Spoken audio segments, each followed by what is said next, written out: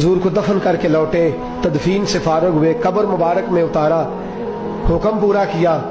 कहते हैं वापस आए तो जनाब अनस से सैयदा फातिमा कहने लगी, अनस तूने भी मेरे रसूल पे मिट्टी डाली है, अनस तेरी जुर्रत हो गई थी। फरमाते उस वक़्त फातिमा का पहला आंसू गिरा और फिर 6 महीने हुजूर के बाद हयात रही, मैंने उसके आंसू गिरते देखे।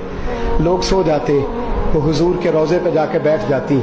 कहते मैं समझाता बहलाता, लेकिन फातिमा कहती अली सब्र अपनी जगह, कर्म अपनी जगह। और मैं तुझे क्या बताऊं, बहन भाई पहले सारे चले गए, वालदा पहले छोड़ गई, अब हुजूर अलैहिस्सलातु सलाम ने भी पर्दा डाल लिया है, मुझे चार और जानिब कुछ दिखाई नहीं देता।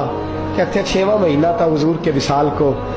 एक दिन मुस्कुराती हुई फातिमा घर आई रोजे से रात को बच्चों के साथ, तो शेर खुदा कहने लगे, मैंने कहा फातिमा बड़े दिनों के बाद मुस्कुराते देखा, क्या बात है?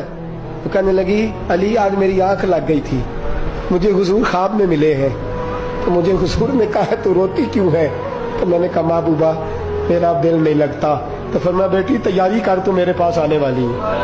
हजरत अली फरमाते बस फातिमा बीमार हुई, चंद दिन गुजरे तो मुझे बुलाया, तो कहने लगी अली वक्त जाने का आ गया है, ये अली के घर की है इज्जत अली से सुनते, नबी के घर की है इज्जत नबी से सुनते, वो जिसने मुअज़्ज़ज़ किया घराने को, हुसैन पाल के जिसने दिया जमाने को, जाने का वक्त आ गया है अली। पहली बात तो यह है कि हुजूर की नवासी जनाब उमामा से शादी कर लेना, वो हुजूर को बड़ी प्यारी है। और दूसरी बात यह है कि मेरे हसन हुसैन इनका खास ख्याल रखना।